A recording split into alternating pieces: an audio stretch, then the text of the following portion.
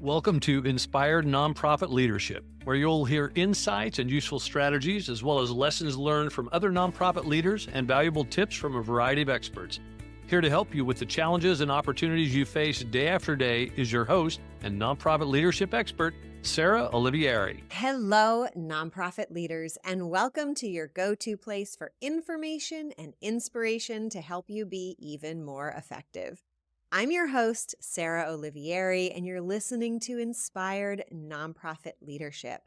I have a special guest for this episode, Shilpa Alva, who is the founder and executive director of Surge for Water, a woman-led nonprofit organization dedicated to partnering with communities to deliver sustainable, safe water, sanitation, and hygiene solutions. Since its founding 15 years ago, Surge has impacted hundreds of thousands of people across 12 countries. Welcome, Shilpa. I'm looking forward to hearing a little bit more about your professional journey and your journey with Surge for Water. But before we dive into that, would you share something personal about yourself with our audience so they can get to know you as a whole person? Sure. And thank you for having me, Sarah. So I'd say that something that I've always been obsessed with in my life is like tea. And very recently, I've been into like very fine Chinese teas and Japanese teas. So last year, actually this year, time goes by very fast. Earlier this year, I did a Gong Fu, like an ancient Chinese traditional tea ceremony class. So now I've become even more into fine teas and how they're served and like, the right temperatures and the right like teaware. And it's a beautiful thing. And it's just part of my morning ritual and any part of the day that I can incorporate it into. So very into, fine Chinese teas and the rituals that are associated with I it. love that. That's wonderful. So you went to Johns Hopkins, stumble over my Yep. words, with a degree in chemical Yeah. engineering, and you also have your MBA. So how did it come about? Tell us the story. How did you come to found Surge for Water? Yeah, so I'm actually in Dubai as we're speaking at this moment, and this is where I was born. And every summer, me and my sister would go with our grandmother to India to like visit extended family, just because my parents worked full time, and that was really daycare, right? Like that's all summer. Like what would you do with two little children when you're working full time? And on those trips at a very young age, I started to see poverty in a way that I couldn't really understand or comprehend it as like a young child. And those memories from like early as 7 years old, like really stayed with me. And fast forward, here I am, at university at Johns Hopkins, and I kept receiving these flashbacks or these like deep calling to go back to India and to serve in some way that like really use like skills and like just the talents that I had. And in my junior year of college, I volunteered in a little village in India, in Himachal Pradesh. And it was on that trip that, I really started to understand that water and the lack of water, I should say, had a transformational like effect on communities in either direction. So if you did not have it, you're missing school, you're sick, like women can't go to work, just like the whole societal effects of like not having safe water. And then if you do have it, all the positive effects, right? So it can transform a community in either direction. And that stayed with me too. So I have these 7-year-old memories as a young child of seeing poverty and like recognizing their injustices in the world, having an opportunity as, a young adult, 20, 21 years old at university while at Johns Hopkins and experiencing how water can affect a community. And then I leave that volunteer experience, come back to the US, graduate university, start working, go into the corporate world. I started working in, consulting and supply chain management. And these strong foundational feelings that I had from this child and even this experience in India kept coming back and like resonating in a really deep way. Eventually, that led to, I need to do something about this. Like, I have a gift here, I have a community, I have privilege.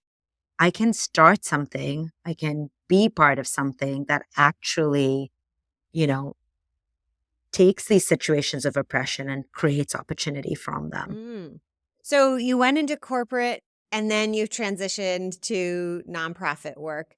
What what helped you? What was that transition like? And I'm especially interested in, what was helpful to bring from your corporate experience and what were things that you needed to kind of shed or let go of? Yeah, so the corporate to nonprofit experience like transition did not happen as like, as like overnight, right? Like I was in the corporate world for I say from 2008 to I'm actually getting these years wrong, but 6, 7 years before I even started Surge. Actually, 2002 to 2008. That's what it is. And Surge was only founded in 2008. So for a long time, I was just sort of feeling this void of like, hey, I need to do more. Like I have this calling, to have this purpose that I know is just there from this childhood, from all the experiences I just shared. And it initially started with starting Surge and doing it as a nights and weekends, activity. And that eventually transitioned for me to going all the way in. So in 2014, that's when I left the corporate world and I went all the way in. So at this point, I built up quite a few years. Like it's almost, over a decade of corporate experience, supply chain management, business transformation, like working with C-level people, global communications, like just many different aspects. And then remember, I had this engineering degree as well. So combining, the structure of engineering, the skills from international business development, the complications of working with global supply chains, I'd say all of those skills came with me into how I lead Surge today. And then add that with the compassion and the passion and the empathy and the love for the work, right? I feel like that's what's made me the leader I am today. And I lean on those skills from the corporate world all the time and add to it continuously from what I'm learning today from the beautiful nonprofit sector as well. Yeah. So when you think about those skills that you lean on every day, what are the kind of top ones that come to mind? I'd say, I don't have a single word for this, but I would say that no problem is too big that it cannot be solved. So like I go back to like the engineering world where it's like you go like this mass balance world where you're like, hey, like if a problem is really big and really complex, break it down into bite-sized pieces while seeing the end goal and that vision and find a way to solve it, right? So problem solving, yeah, that's the effective or more succinct way to say it. I'd say the problem solving skills.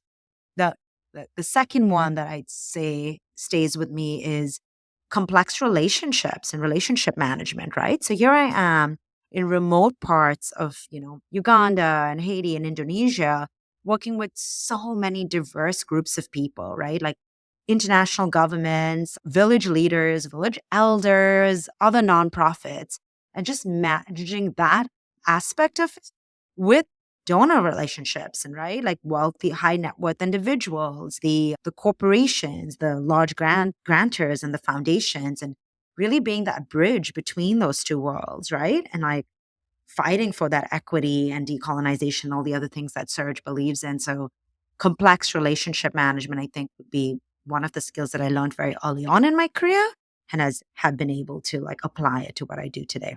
Yeah, those are great. I want to dive in, I think with problem solving, I see this almost a hypocrisy in the nonprofit space where we have a lot of heart-driven folks who go after these really complex problems in the world. But then when it comes to operating, they kind of accept a lot of flaws as the status quo in the nonprofit space and aren't, as equally motivated to solve operational problems and logistical problems. And I'm wondering if that inspires any thoughts or if you have any opinion on that or if you've seen that in the space. Yeah, like I think from my perspective, right, like I only have my experience and what brought me to the space, but I will say that people who see how I work will comment on certain skills that have come from a different world. So, you know, almost answer that question in a different way. Like for me, sometimes people ask, like, do you regret not leaving the corporate world earlier? You like, I have an engineering degree. Like, why didn't I do political science or international relations, right? And every single skill that I have built like, it hasn't gone away, right? It's within me. And it's like just this toolbox that you build in. So I guess I can only speak from what I bring into this world. And I think that applies to everybody, right? Like other listeners, like we're all bringing our unique set of skills into this work that we're doing that is very complex and really challenging. And those skills, like when you focus on your strengths and the skills that you have, and then double down on those and keep growing those, and then knowing your gaps and getting other people to help you where you have those gaps, like marketing is not my strength, right? Or, things like that. So just getting help. And that's how I've come to this work in, just being really humble about what I do know, what I am strong in, and getting help with the areas I'm not good at. I love that answer. And I would say that's a theme I have heard as I talk to successful nonprofit CEOs is that I have heard almost verbatim, right? Know where you're strong and know where you're not. Don't try to do it all yourself and get help and build a team who are strong at the things you're not strong at. You mentioned also relationships and of course building, you've got stakeholders out delivering the mission and donors. And of course, that makes me think about the funding challenge that almost all nonprofits have to face at some point.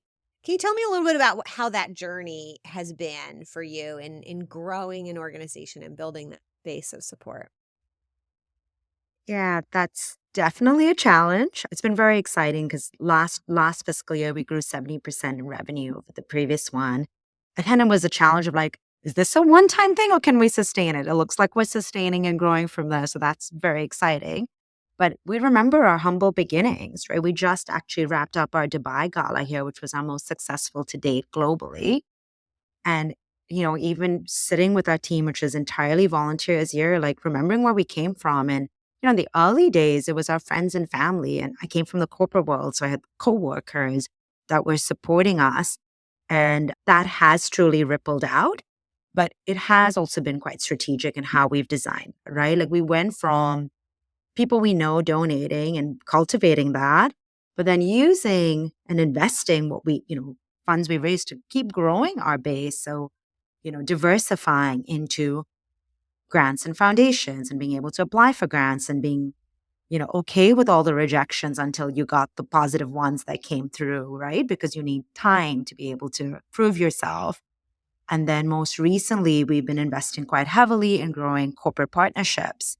And that was, a journey, right? Creating the right materials and the collateral and like how you speak to a corporate partner is different from how you would speak to an individual donor or a grantor.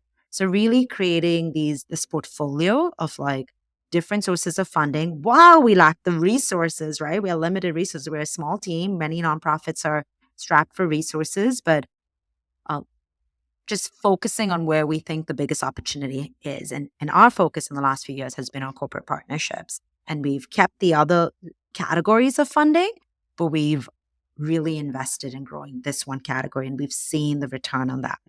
And I'll just add that, we don't take anything for granted, right? So like constantly evaluating and assessing what's working and what's not. And then while we have the capacity and resources or when we have it, adjusting accordingly. Yeah. I think that's so important. I want to highlight for everyone listening, corporate sponsorships can be a great strategy, but in my experience, it is that focus, right? Not trying to do everything that is the key. And then within that focus, for most nonprofits, before you go jumping like, oh, we're going to shift to corporate sponsorships, which may be right for you. I have a number of clients like corporate sponsorship is where they're focusing. The majority of my clients, it's major donors where they need to be focusing. But it's really about picking a high return on investment activity and growing and doing that well. And I think there's this message in the nonprofit space of it's important to diversify. Yes, but don't diversify too soon, right? Get it good at one thing before you add the next thing to your basket. And that's a message I don't hear a lot. And so I just kind of want to amplify that in our conversation.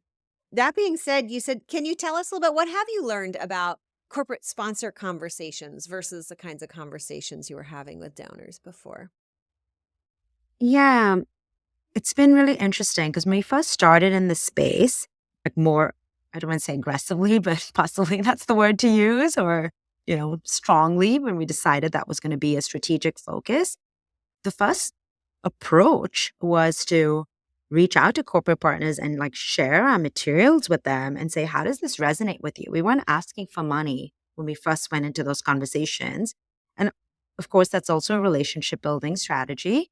But it was really helpful because they were telling us as they looked at our message, what resonated with them. And one of the early pieces of feedback we got was, you're woman-led, you're woman-run, you center all your solutions around women, but you're not saying that. Like, you're not strongly going behind it. And that was true because we were a little nervous. We were a little nervous of like really strongly going after the message because it goes back to your earlier point, Sarah. Like, we were like nervous about focusing on one thing in case you lost people who thought that would not be an okay message, right? So once we started to get that feedback externally, where organizations, potential corporate partners were like, how are you different? Like, why should we donate to you versus the thousands of other water nonprofits out there? You're like, okay, yeah, let's actually look at what's unique and double down on those messages. So that came from those conversations and that guidance. And now we own it. And we're going to go through in the next few months an entire brand refresh that reflects this new language. We're not there yet, but in the private conversations we're having, our decks and our materials have really taken this feedback and incorporated into how we're fundraising and building those relationships. So to me, I'd say that's the biggest piece. And then the second part of it is a lot of the, like, we don't realize how other organizations work in our space, but corporate partners that work with others love the speed at which we did our work and the transparency and like how involved we had, the involved communication and keeping them up to date on statuses and really like involving them without it being like employee engagement in the traditional sense, right? But like, inspiring them to the work that was done and recognizing that was really valuable. So, again, building that program even in a deeper way. So just a constant feedback loop. And we're very fortunate to have partners who've stayed with us for many years and like I'll continue to grow with us so we can request that feedback and continue to like grow from it. Yeah, I love that. And I love, a second theme that emerges for me when I talk to successful nonprofit leaders. It is that research first, ask first kind of approach, like study. And, so many times I hear, not just in the nonprofit space, well, how will I know what they're thinking? How do I know what they want? And the answer is always just ask them, right? Ask them about them. Yeah. People love to share their opinions and their advice. And it's such a great opening. And it sounds like, too, for you, that started the relationship as a reciprocal relationship. And I'm sure that your sponsors value being able to give you tips on how to raise even more from other sponsors because they're invested and they're part of that process. They're not just, a giver of funds. The other thing I want to highlight, the importance of, it's almost the same topic, but the importance of conversations and talking with people. That's so key. I was wondering if you could share a little bit more about what that engagement looks like with corporations, apart from that. You said apart from the traditional, employees getting involved. A few examples I think would really inspire our audience. Sure. So for us, it starts, at the first phase when we're talking about money and what, restricted or unrestricted, that's obviously a very big conversation in our space. In situations where it is restricted, we're sharing very specifically with them choices even, right? Like, here are the countries we work in, here are the programs you can fund, and we need all of it, right? So it's not that restrictive for us because we want to do all this work anyways. But we feel like that really brings them along in the journey, and we see often that it depends on the company, but they'll talk to the employees and like get them involved in that choice. Unrestricted funding is different, right? Because then you're just sharing the work, but we're still sharing potential impact and things like that. So from the very beginning, like what does this funding do? A lot of times, we'll try to have multi-year conversations. So yes, we're going to do this for this year, but 3 years, you can do this much. In 5, you can do this. So like really showing them that vision and also sharing with them. We just worked on our 2030 impact strategy. So whenever we have an opportunity, sharing that as well, so they know what they're part of, right? Because everybody, wants to be part of something bigger and feels good about being part of something bigger. So while you're drilling a few wells and building a few toilets, how does that fit into the larger vision of where Surge wants to go this year and over the next 5 years? And how can you partner with us? So that strategic high level discussion, I think, has been really valuable. And then along the way, we're constantly sending like updates, right? Program updates on what's happening in the community, videos from the community, pictures, because these are in very far away, remote, rural parts of the world. So trying to bridge that, that communication gap over there, making sure they truly understand how their work is transforming communities through, water, hygiene, and sanitation. Very often we have done lunch and learns or like presentations to entire companies with this. So they can ask questions. We've done that like in an interview format where someone from the company is interviewing me, similar to this, but then they can resonate even more because it's a conversation. I would say those are probably the biggest ways. We do have other programming, like, we have a whole in-person thing called H2O games, which is like team building. We have something called Water the Global Passport. So we have in our toolbox like different things that people really want hands-on involvement, but most of it is really through sharing the work. And that's been enough for many of our partners. Yeah. And, just for everyone out there, that's enough for most people. It's not just enough. It's because they want to be a part of the journey. Like the same thing that motivates you to want to run your nonprofit and your staff to want to do this work. You want to be able to say, I made something happen. I helped make something happen. And that's what donors are doing too, whether they're, corporate sponsors, they want to be able to say to their clients sometimes or their customers, we help make this thing happen. And they want their employees to be able to say, we help make that happen. And so you've got to be talking about, what you've made happen or the challenges that you overcame, or they just want to be a part of the solution. And so much of that work is what you've just described. It's bringing them on the same journey that you're on, as an internal team member, so that they feel included and feel really, have a lot of, when I say I help make that happen, that there's a lot of that that they can think about or share with their friends. Right. That makes so much sense.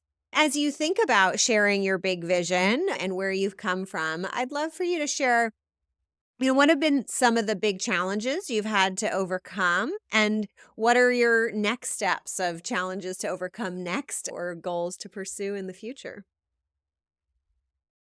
I'd say that with our mission, we do holistic water, sanitation, hygiene, and menstrual health. Like even just saying that now can lose people because it's like many words, they mean many things within water. What do you do in toilets, right? There's so much stuff within there. So we've actually always struggled with developing a concise message. It's different when you have a lot of time to talk to someone and then they really, get into it and we can describe what we do. We can describe our model, being woman-led, community-driven, how we involve locals. But we lose a lot of people, even in corporate conversation. So honing in on our message, honestly, has been a struggle because we do so much work and we want to tell everyone about it. And, people don't have that attention span, right? Your corporate partners, even your individual donors, like they've got so much going on. Like we're not the only thing they're doing in the day. Well, that's all we're doing, right? So accepting that, understanding it, and then being like, okay, how do we fix this? And we haven't fixed it yet. But so as I mentioned earlier, we're doing like, we're going to embark on a brand refresh. Like we really, we can't do that internally. We need help to like hone in on that message. So that's one example of how, we like a big challenge that we had that we're still in the process of addressing. I would say that the other challenge, which is kind of this is one of those questions, when you're asked in interviews, like, tell me your weakness and someone gives you a strength. It sounds like that, but it's true. We exceeded all our fundraising goals way ahead of what our plans were, right? So we beat our strategic plans, like our 2023, we're in 2024 now, right? So in 2023, like we had this goal and we like exceeded it quite significantly. And we didn't have a new plan because we weren't expecting that, right? So this year, like we got together as a board and we're like, okay, now we need to build something that's a little bit more aspirational, a little bit more reaching for the stars, because obviously we were able to achieve something faster at a much faster rate than we expected, which is very exciting, but also a little scary when you don't know where you're going next, right? Because when you get there, everyone's like, well, what happens now? And I didn't have that answer because I wasn't expecting it. So now it's just like, okay, what does that mean? And people get excited about like what's next, and like just being prepared of like continuing to evolve that strategy and being ready for it. And so now we're in that next phase of like, yeah, we didn't have that story. We now have built it, and we're ready to go after the next level of impact. Yeah, I love that. And I think, this doesn't surprise me actually that you exceeded your goals. And I recently was supporting a client who's building a similar corporate funding strategy and about to add in a major donor strategy as well. And we were actually her team was having trouble understanding like how this is going to work, how they're going to go. And so we actually planned multiple scenarios out month by month. We ran the numbers month by month. And we had a fast approach and a slow approach. And what happened, because some of her board were giving some pushback saying, oh, you can't do it you can't bring in this much this soon. And so I said, okay, we're going to pull out the slow approach so you can see. But what happens is these types of fundraising activities, you talked about getting, multi-year partners, they grow exponentially. And so you actually start to get a huge amount of revenue that comes in once, it's like a slow beginning. And so it happened actually when we ran her numbers, it would take about 1.5 years to get where she wanted. But the slow plan took only 1 month longer in the end to reach Wow. the goal because of that exponential tail end effect. But then the thing to Yeah. watch out for is it doesn't just continue in the same exponential curve. You Exactly. will reach a plateau for that type of fundraising activity. And so that's the point where you then have to make sure that your organization doesn't grow too fast or too much. You want to keep that demand high. You got to keep it in balance because it's not going to continue exponentially forever, but you will get a Yeah. good Yeah. ride and you'll get to really kind of get to the next level with that. So I'm really excited for you and what you'll be able to Ah, do with your next steps. I love that. yeah. So what about your future goals? What does this future plan look like? You've got a 2030 vision in place. What was that process of creating that vision and what are you excited most about? I'm excited about all of it. And the way we started it is, with the communities at the center. So talking to our community partners. So the way Surge works is we partner with local leaders and local organizations in all the countries we work in. And that's a huge part of like our model because we really believe, especially in the international development space, that they come first, right? Like they're the eyes, the hands, the hearts on the ground. And so asking them about their vision, like where do they want to go in the next 5 years? This was a 2030 plan. So taking that as the first phase of input. And then as a programs team, really putting out a program strategy first. Like what do we want to develop in the countries we're in? How do we want to expand? How are we going to grow? What are our goals? And even with the goals, it was really interesting. They're not our goals. We looked at the local government roles and goals in those communities and the partner goals in those communities. And that's what we built into, here's what we're going to achieve programmatically. And then how much money do you need to achieve this, right? So it's really based on, ground up, talking to the people on the ground, doing the work, putting that into, detailed spreadsheets. The engineering knowledge and the business knowledge definitely like played big parts of it. And then scaling that up to like, okay, we know what we need for programs. Now what do we need for the rest? Cost of fundraising, management and admin, marketing, right? Like that was added later. And then of course, then looking at it holistically, right? Of like, hey, we want to serve 1 million people daily through holistic wash solutions. And we have the plan geographically where we're going to go with that in 2030. And yeah, what's the model? And we also realized in that process that the team and the work and the model and the approach that got us to where we are today is not going to get us to the next phase. We have to do things differently. And, it was really interesting when you talked about that exponential growth. We actually, even in our financial plan, did not do like successive, like, like just say 10% growth every year. We did flat levels of growth and then a higher level, like also planning for exactly what you said, like thinking through that it's not just going to keep growing, in a compounded way every year. that we're going to be able to grow, and then it's going to like go through a steady state until you do something differently. We don't know what all those different things are yet.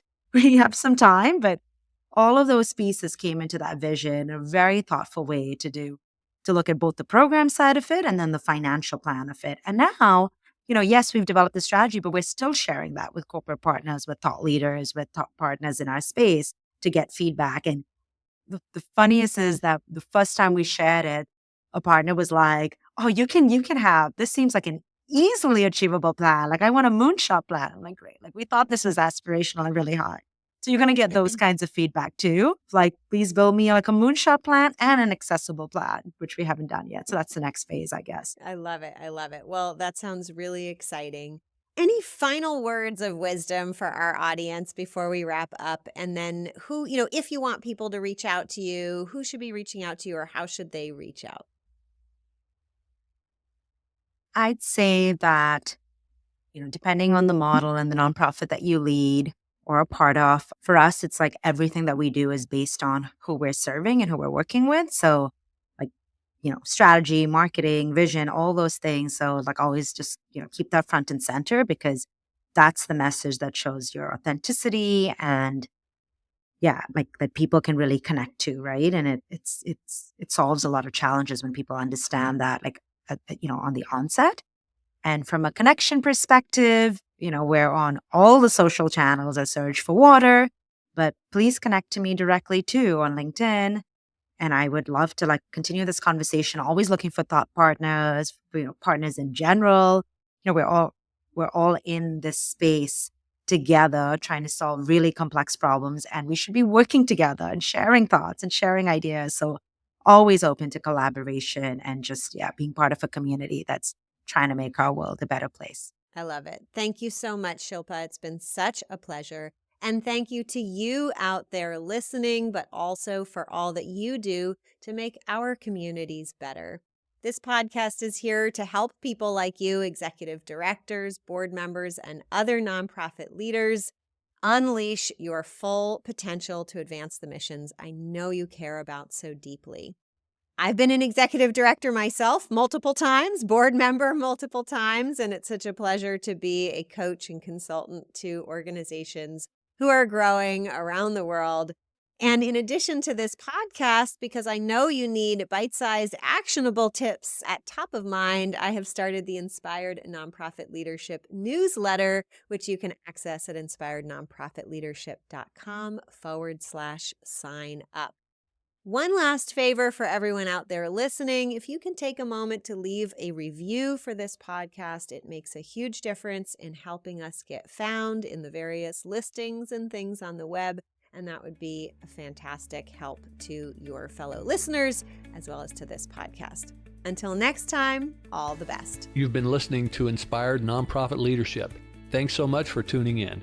Be sure to subscribe so you don't miss a single episode or the bonus episodes. And while you're at it, please leave a rating and review and be sure to share with your friends and colleagues. Tune in every week for more useful insights and wisdom on nonprofit leadership. Thanks so much for all you do for the communities you serve. Until next time, all the best.